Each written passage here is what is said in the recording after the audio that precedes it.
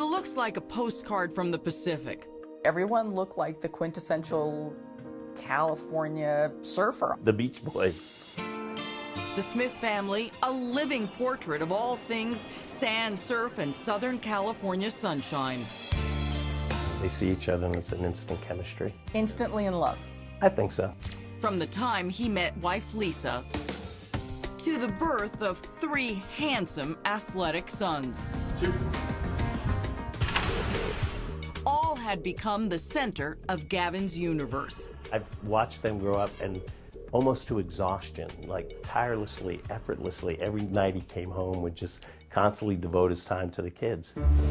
Gavin enjoyed an 18-year career with film studio 20th Century Fox.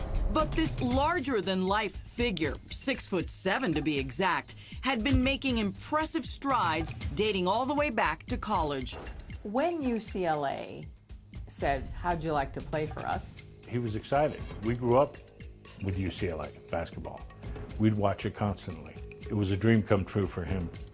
And what a dream it was, playing for the iconic coach John Wooden. Did he win a championship? He was on the last national championship team in 1975. Next goal, working tirelessly for a chance at the NBA. He was a physical specimen, worked out every day. You know, he really took care of himself. But the pros were not in the cards for Gavin Smith. It was a crushing blow. After he didn't get drafted, you know, when he was with UCLA, he just went off into the mountains for about 5 or 6 days and then came back home.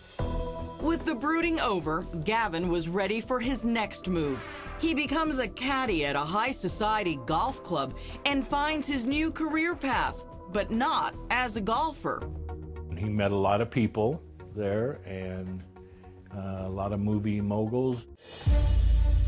Despite his movie star looks, Gavin would ultimately find his place behind the scenes at Fox, starting from the bottom up. When somebody looked at him and said, "Oh, you don't know much," he says, "Yeah, but in 6 months I'll know everything you know and I'll do it better." And he did.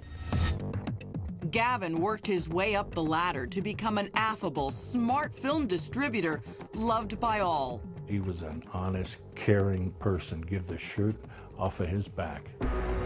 But as it goes with many families, the glow of the happy images can fade with the stress of daily life. The real estate tumble put the family's home underwater and financial problems were mounting. Gavin suffered chronic back pain from a previous injury. Did he share any of his struggles with you? Oh yeah, I mean, he would tell me how much pain he was in, and it's not good for me, Greg. I'm hurting bad. Like millions who have become part of the same national epidemic, Gavin became addicted to painkillers. As anybody who's been there will tell you, is the meds stop working. So you take more and you take more. And it got out of control. We couldn't live without them and they weren't helping, and so he's taken too many. Gavin went to rehab to tackle the problem head on. He had to do something and he did it. He took care of it. That's the way he is. He took care of things. But truth be told, the last few years of Gavin's marriage to Lisa had become a challenge. Can you give us a perspective of what was going on in the family? Well, they weren't getting along. We knew that. He'd called me on my birthday, and he had mentioned a couple of things that's not good. He's at a very dark place in regards to his marriage, and the boys are feeling it. He was very depressed.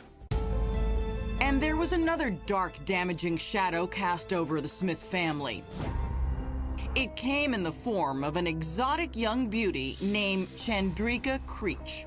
Let's talk about, how did Gavin Smith meet Chandrika? Gavin Smith met Chandrika at the Matrix Drug Rehabilitation Facility. And that's how they became friends and then later lovers. That's when Gavin's troubles went from bad to catastrophic. You see, Chandrika was also married to convicted drug dealer John Creech. But according to the couple, staying together was a matter of financial convenience. They're separated, but living together. according to those parties. John Creech is actually seeing another woman. 39-year-old Creech told Chandrika he was done with her. In fact, he had fallen in love with an 18-year-old girl still in high school. His lovesick text to the teenager read, "I don't want to come off as that guy to other people, you know, the older perv or something. I like you because of you, not your age. I'm not giving you up." Meanwhile, Gavin had managed to release the grip of pill addiction, but Chandrika was a temptation he could not resist. He moved out of the family home and was staying with a colleague. It tore the heart out of his children. His oldest son, Evan, tweeted, "My dad decided to leave the family last night. Real family sticks together." Gavin was devastated by the broken bond with his sons. His whole thought process was regaining the relationship with his boys. Coming up, Gavin Smith vanishes. We got numerous reports of sightings of Gavin Smith on cruise ships in Hawaii, in Mexico, Northern California. We got sightings of him all over the world. Did the troubled executive simply check out, or did someone want the movie exec out of the picture?